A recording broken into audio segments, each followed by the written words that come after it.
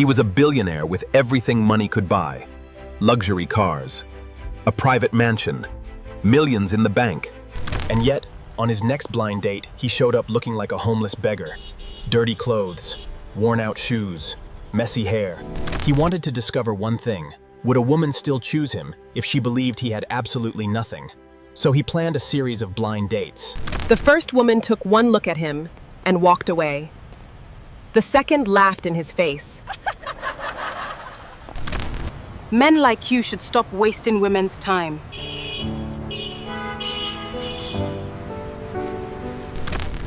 But then came the fourth woman. And what she did next left the billionaire completely speechless. She didn't ask about his money. She didn't care about his clothes. Instead, she noticed something nobody else had noticed. Before the date was over, she made a decision that would change the billionaire's life. She still had no idea who he was. He was a billionaire with everything money could buy. Luxury cars. A private mansion. Millions in the bank.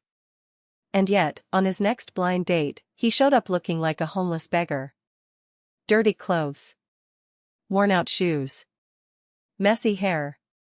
He wanted to discover one thing. Would a woman still choose him if she believed he had absolutely nothing?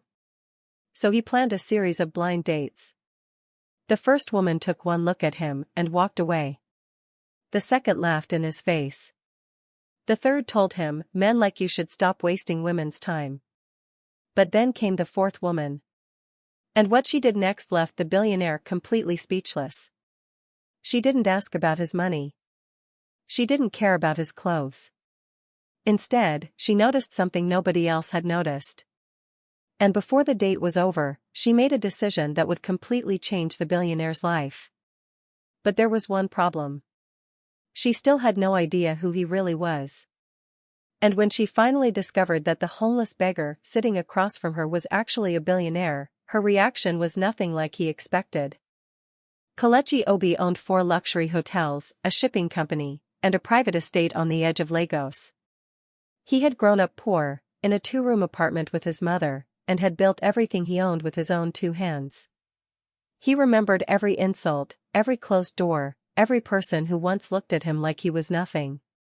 Which is exactly why, 6 months after his engagement collapsed, he made a decision that shocked even his closest friends. His fiancée, Beatrice, had walked away from their wedding the week a business rival offered her more money to disappear. She had never loved him.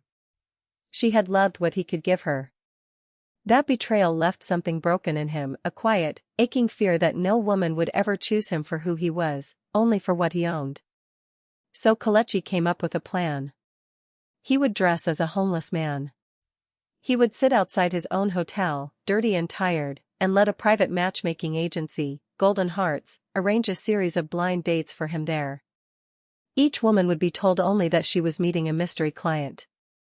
None of them would know that the man in torn clothes waiting for them was the same billionaire whose name was printed on the hotel behind him.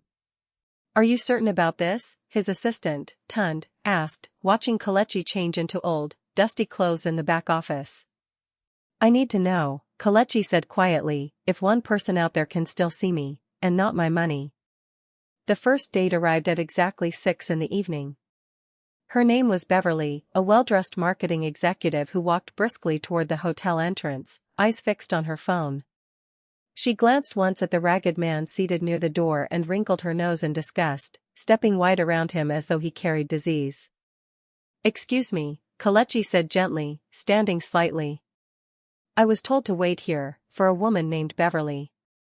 Beverly stopped, looked him up and down, and let out a short, cold laugh. There must be some mistake. She turned and walked straight into the hotel without another word, never once looking back. Kelechi sat back down, unbothered, and made a small note in the notebook he kept in his jacket pocket. 1 down. The second date, a woman named Ifeoma, arrived a week later.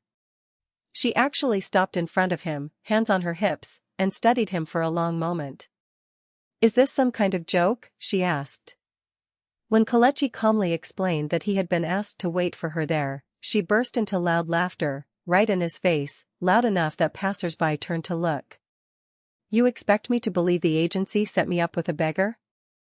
Please. I have better things to do than be somebody's prank. She walked off still laughing, her voice echoing behind her long after she disappeared into the hotel lobby.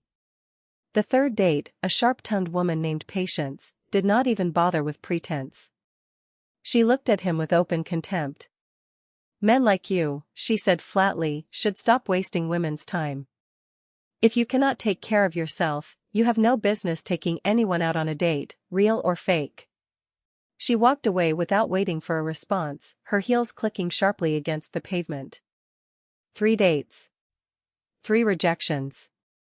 Kelechi closed his notebook that night and sat alone outside the hotel long after the last guest had gone in, staring at the busy road, wondering if his fear had been right all along. Wondering if kindness without money simply did not exist anymore. He almost called off the 4th date. He did not know that the 4th woman would change everything. Lagos was loud that evening. Car horns. Music from roadside speakers. The smell of fried plantain drifting through the traffic. But inside the Ease family compound, it was quiet in a different way. It was the quiet of a girl who had learned not to expect anything. Ngozi stood in the corner of the compound kitchen, stirring a pot of stew that was not for her. It was for her stepsister, Adiz, who was getting ready upstairs for a party she did not even care about. Ngozi. Where is my gelly? Adiz's voice cracked through the house like a whip. I am coming, Ma, Ngozi answered, wiping her hands on her wrapper. Ma. That was what she called her stepsister now. Not because Adiz demanded it out loud, but because their stepmother, Mama Chidinma, had trained the whole house to treat Adiz like royalty and Ngozi like a servant who happened to share their surname. Ngozi's father had died 6 years ago. Since then, Mama Chidinma had taken over the house, the money, and the affection that used to be shared equally. Ngozi's small inheritance, meant to send her to fashion school, had quietly disappeared into family expenses. Nobody ever explained where it went. She climbed the stairs with the gelly in her hands. Adiz was standing in front of the mirror in a shimmering red dress, turning left and right, admiring herself. Finally, Adiz snapped, snatching the gelly. You are always slow. No wonder no man has ever looked at you twice. Ngozi lowered her eyes. She had learned long ago that arguing only made things worse. 3 days later, a letter arrived at the Ease compound. It was addressed, strangely, to Ngozi Ease. Mama Chidinma opened it first, out of habit, expecting nothing important. Her eyebrows rose as she read it. Golden Hearts Dating Agency has selected you for a private blind date session, she read aloud, her voice dripping with disbelief. Attendance is required. The agency ran a small charity program each month, inviting one woman from a low-income background into the dating pool, a policy Kelechi himself had insisted on years earlier, long before this test ever began. Nobody at the agency, not even the coordinators arranging his dates, knew that Ngozi had been quietly selected as the 4th woman on the very same list as Beverly, Ifeoma, and Patience. Mama Chidinma's first instinct was to burn the letter. But then a thought crossed her mind. If Ngozi went and failed, humiliated herself, it would only prove what she had always said, that a girl like Ngozi did not belong in rooms like that. Fine, Mama Chidinma said, smiling in a way that was not kind. Let her go.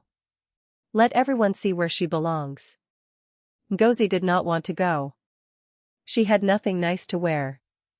But something small inside her, a quiet stubborn hope, told her to go anyway. She wore her only decent dress, a simple pale blue one she had sewn herself 2 years ago, tied her hair neatly, and walked out the door already expecting to be laughed at. She had no idea that the man waiting for her outside the grand entrance of the Golden Crest Hotel had already been rejected 3 times that month, and had almost given up on ever finding what he was searching for. The Golden Crest Hotel rose into the Lagos skyline like a golden tower, glass and light, doormen in crisp uniforms rushing to open car doors for guests arriving in expensive cars. Outside, near the side entrance, sat a man nobody looked at twice.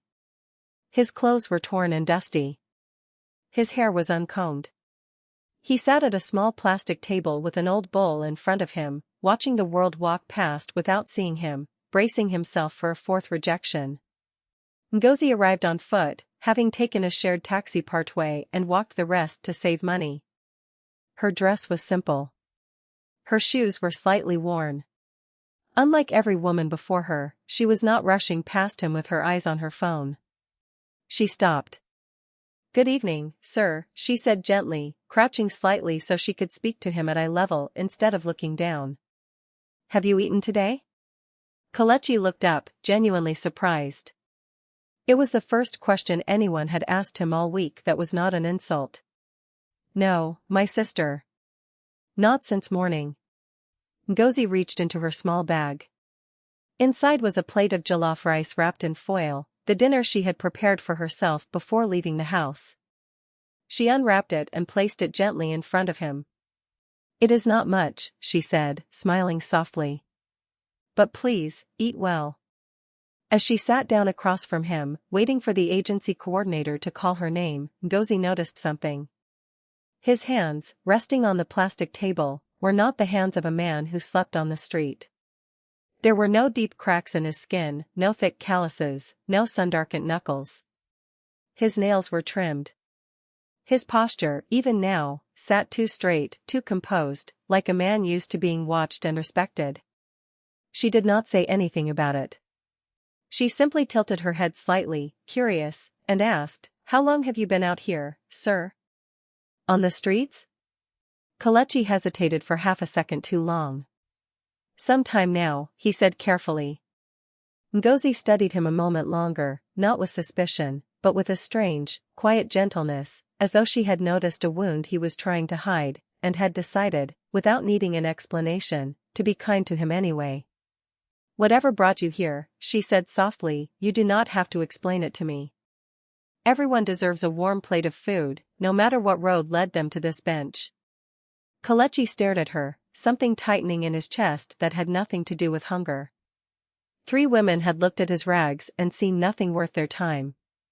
This woman had looked past his rags and seen a person still worth kindness, even while quietly noticing that something about him did not add up.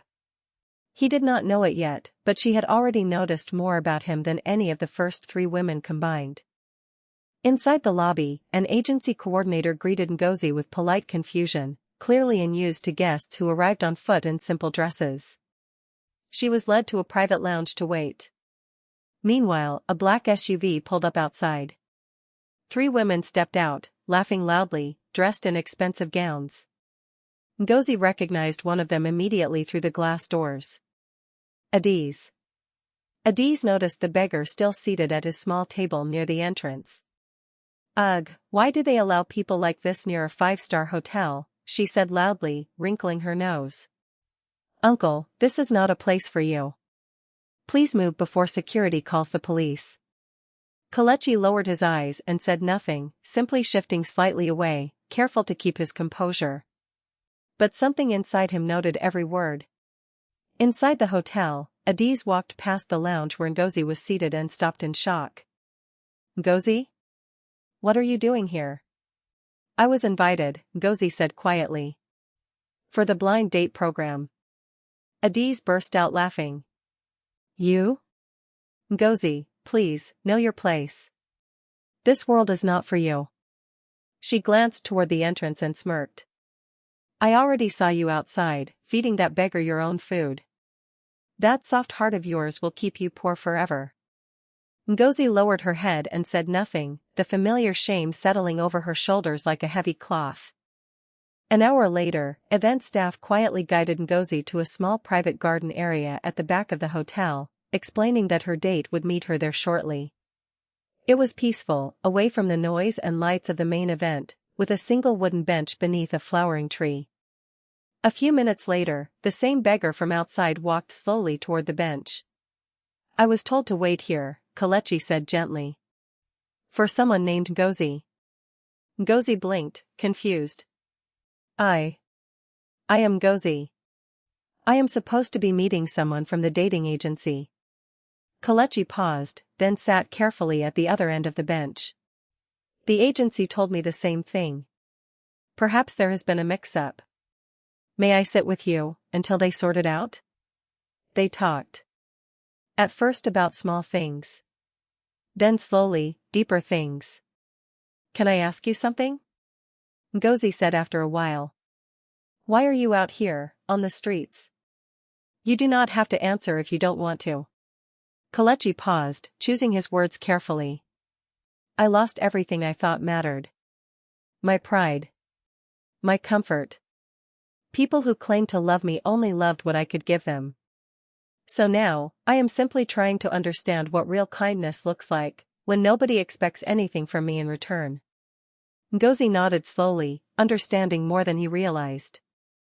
I know that feeling. Being loved only for what you can offer, not for who you are.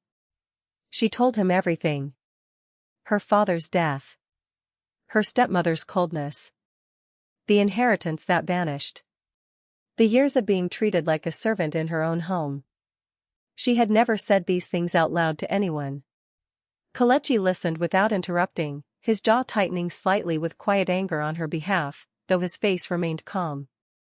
You deserve better than that, he said finally. Maybe, Ngozi said, looking down at her hands. But I have learned to be grateful for small things. Kelechi looked at her, and for the first time in 6 months, and after 3 rejections that had nearly convinced him kindness no longer existed, he felt something close to hope. The agency coordinator eventually found them and, flustered, explained there had indeed been a scheduling error. She asked Ngozi if she would like to be reassigned to meet the actual billionaire client inside the main hall instead. Ngozi looked at the tired man beside her, still in his torn clothes, and then back at the coordinator. No, thank you, Ngozi said gently. I think I would rather stay here. The coordinator looked stunned, clearly confused, but too professional to argue. She excused herself. Kelechi turned to Ngozi, quietly amazed. You would give up a chance to meet a wealthy man, to sit here with someone like me?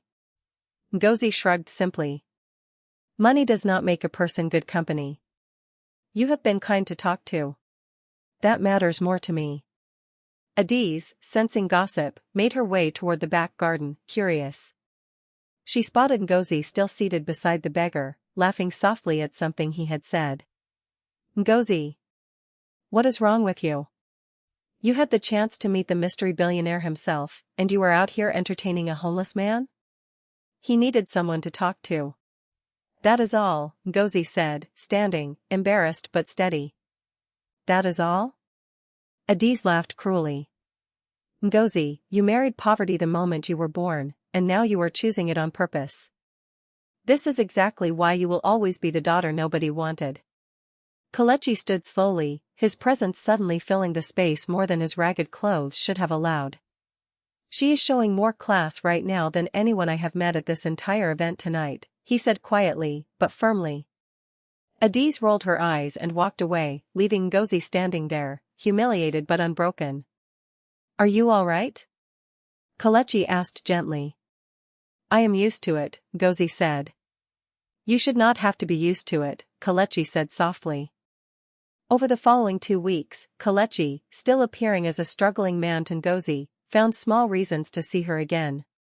He claimed to do odd jobs near her neighborhood.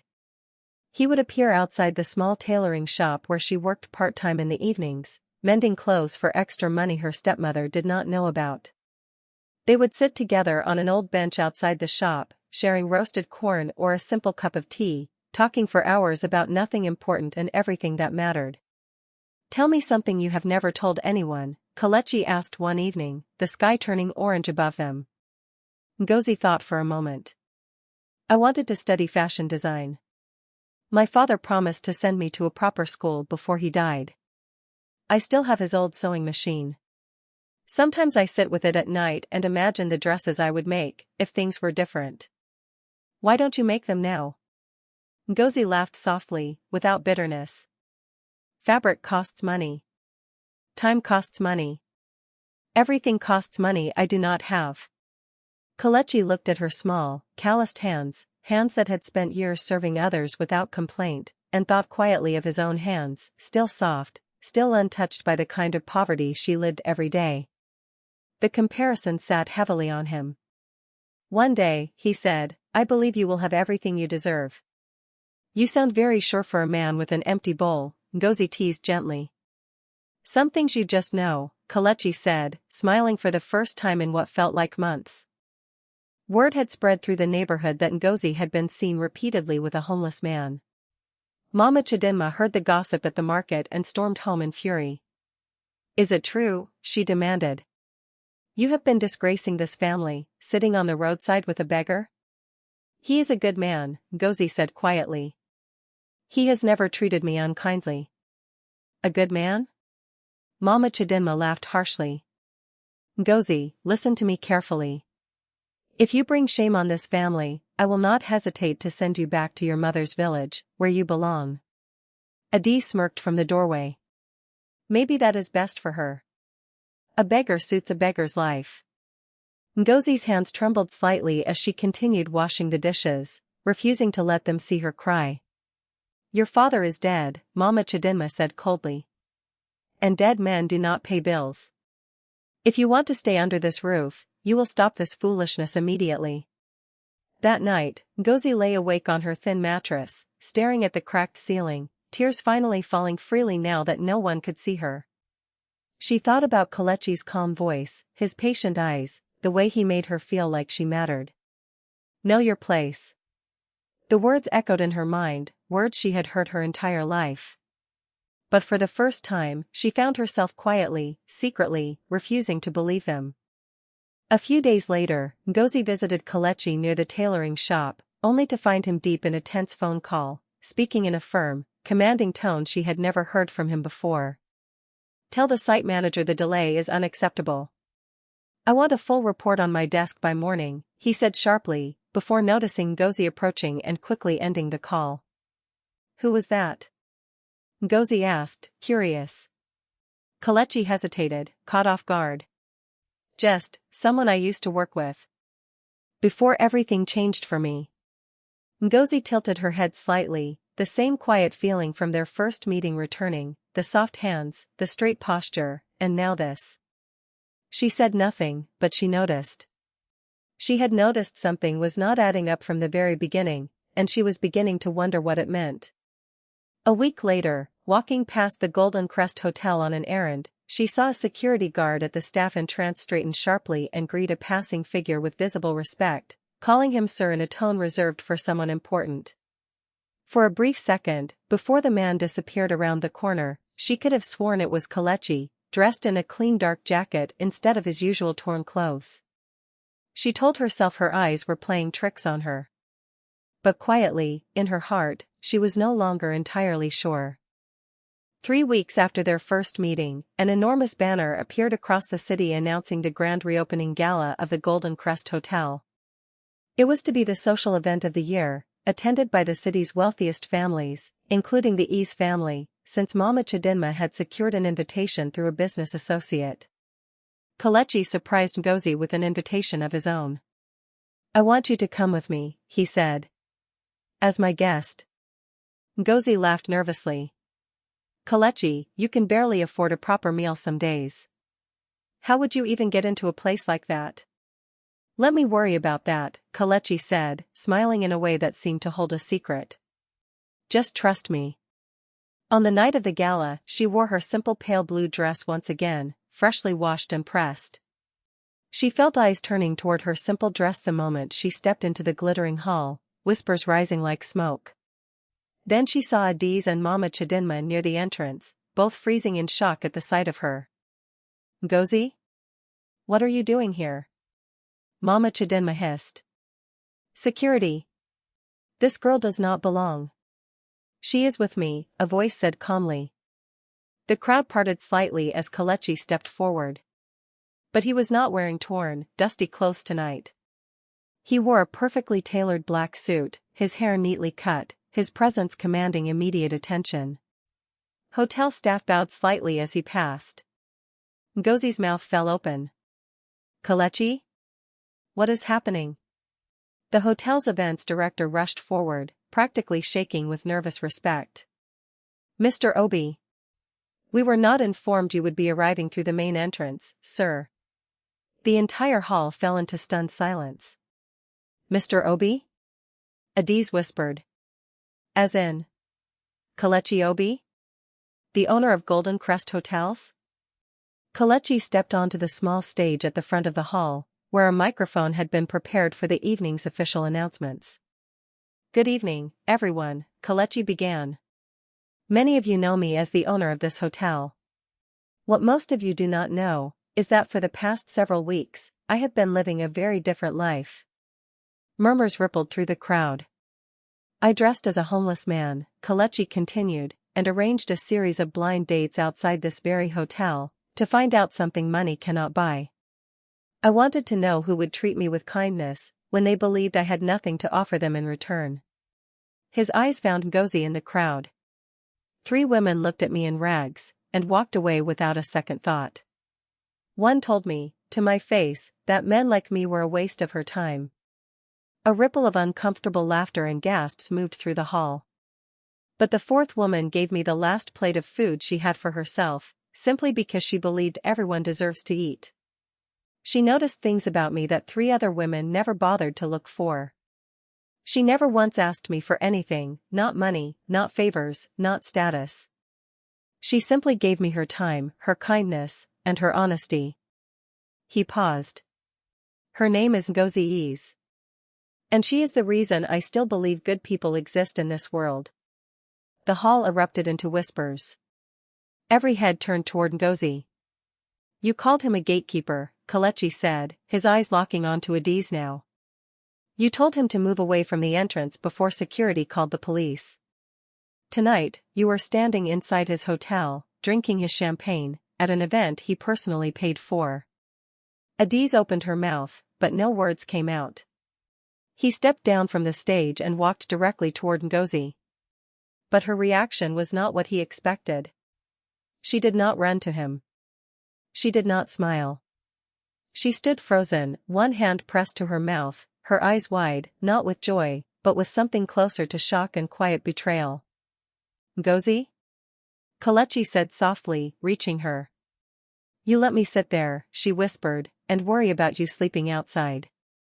You let me give you my last meal, and watched me walk away from a chance to meet you the right way, without saying a single word. Her voice cracked. Was any of it real to you, or was I simply the 4th box on your list? The room, still watching, fell utterly silent, waiting to see what would happen next. Ngozi did not stay for the rest of the gala. She quietly excused herself, slipping out through a side door before anyone could stop her, walking the long way home through the cooling evening air. Kelechi found her the next day outside the tailoring shop, waiting patiently on the same old bench where they had shared so many quiet evenings. You lied to me, Ngozi said simply, before he could speak. For weeks, I told you things I have never told another living soul. I thought I was talking to someone as broken as I was. Instead, I find out I was the 4th stop on an experiment. You were never an experiment to me, Kelechi said gently. Not after that first evening. I lied about my circumstances, Ngozi, but I never once lied about how I felt, sitting beside you. How am I supposed to know the difference? Ngozi asked, her eyes finally meeting his, glistening with unshed tears. Kelechi sat down slowly beside her. You are right to be hurt. 3 women rejected me before you ever arrived, Ngozi. By the time you sat down across from me, I had almost stopped believing kindness like yours still existed. What I did was necessary for my own protection, but it was not fair to you. He told her, gently and honestly, about Beatrice. About the wedding that was cancelled the moment a bigger offer appeared. About how it had shattered something inside him, made him afraid that no one would ever want him without his money attached. When I met you, he continued, I noticed you noticing things about me, my hands, the way I spoke. I thought you would expose me, or walk away like the others. Instead you simply chose kindness anyway, without ever needing an explanation. I did not know how to tell you the truth without losing that. Ngozi listened quietly, her anger slowly softening, though the hurt remained tender beneath the surface. I still wish you had told me sooner, she said softly. I know, Kelechi said. And I am asking, humbly, for the chance to earn your trust properly this time. Not as a beggar. Not as a billionaire. Just as Kelechi, the man who fell in love with you somewhere between a plate of jollof rice and a bench outside a tailoring shop. I need time, she said finally. Kindness is easy to give a stranger. Trust is harder to give a liar, even a well-meaning one. Kelechi nodded, accepting her words without argument. Take all the time you need. I am not going anywhere. The following weeks were quiet, careful ones. Kelechi did not push. He simply continued showing up, honestly this time, in his own name, his own life, inviting Ngozi to see the real world he came from, slowly, without pressure. One afternoon, he brought her to a small building near the hotel, a modest workshop filled with sewing machines and rolls of fabric. What is this place? Ngozi asked, running her fingers along a bolt of deep blue fabric. I am starting a fashion design program, Kelechi said carefully, for young women who never had the chance to study what they loved. I would like you to be the first student, if you are willing. Ngozi's breath caught in her throat. Kelechi, I cannot accept this. It feels like too much, especially now. This is not a gift meant to buy your forgiveness, Kelechi said gently. This is simply something I believe you deserve, regardless of how you feel about me. Slowly, carefully, Ngozi allowed herself to accept small pieces of this new reality, attending design classes twice a week, rebuilding trust one honest conversation at a time. Word of Ngozi's connection to Kelechi Obi spread rapidly through Lagos society. Mama Chidinma, sensing an opportunity she had nearly destroyed with her own cruelty, suddenly began treating Ngozi with unfamiliar sweetness. My dear Ngozi, she said one evening, you must invite Mr. Obi for dinner soon. As family, we should properly welcome him. Ngozi looked at her stepmother with quiet disbelief. Family? You called me a burden 3 weeks ago. Adiz, equally desperate, appeared outside Ngozi's design classes one afternoon. Ngozi, we should talk. Perhaps you could introduce me properly to Kelechi. Adiz, Ngozi said calmly, you told him to know his place, in front of an entire hotel lobby. Now suddenly you want an introduction? That was before we knew who he was, Adiz said. Exactly, Ngozi said quietly. That is exactly the problem. She walked away, leaving Adiz standing alone, her carefully constructed charm crumbling into frustrated silence. 2 months after the gala, Kelechi invited Ngozi to a quiet dinner, not at the Grand Hotel, but at a small, simple restaurant tucked away from the noise of the city. Why here? Ngozi asked, smiling slightly as she looked around the modest, cozy space. Because this is where we truly began, Kelechi said. I wanted to remind you, and myself, that everything real between us started with simplicity, not luxury. It started with you noticing me, when 3 other women could not be bothered to look twice. Over a simple meal of rice and stew, Kelechi reached across the table and gently took her hand. Ngozi, I know I hurt you. But I need to say something clearly, without hiding behind torn clothes or empty bowls this time. I love you. Not because you fed a beggar. I love you because of who you are underneath everything, patient, humble, strong in ways most people never notice, and generous even when the world gave you every reason to be bitter. Tears slipped freely down Ngozi's cheeks now, warm instead of painful. I forgave you a while ago, she admitted softly. I was simply afraid to say it out loud. There is nothing foolish about choosing love, Kelechi said gently, especially love that has proven itself patient enough to wait. I only wanted peace, she whispered. Then let me spend the rest of my life making sure you have it, Kelechi said softly. Months later, Kelechi officially asked Mama Chidinma and the extended Ease family for permission to marry Ngozi, following proper tradition, despite everything that had happened. At the engagement ceremony, Kelechi addressed Mama Chidinma's attempt to take public credit for raising such a wonderful young woman. Ngozi's kindness was not something taught to her by comfort or privilege, he said. It was something she protected, quietly, even while being treated unfairly within her own home, and even while 3 other women who had every comfort she lacked chose to walk away from the very same kindness she gave freely. That takes a strength most people will never understand. The room fell silent, Mama Chidinma's forced smile faltering under the weight of the truth spoken so plainly. Later, Adiz approached Ngozi alone. I am sorry, she said quietly. I spent years making you feel small, because it made me feel bigger.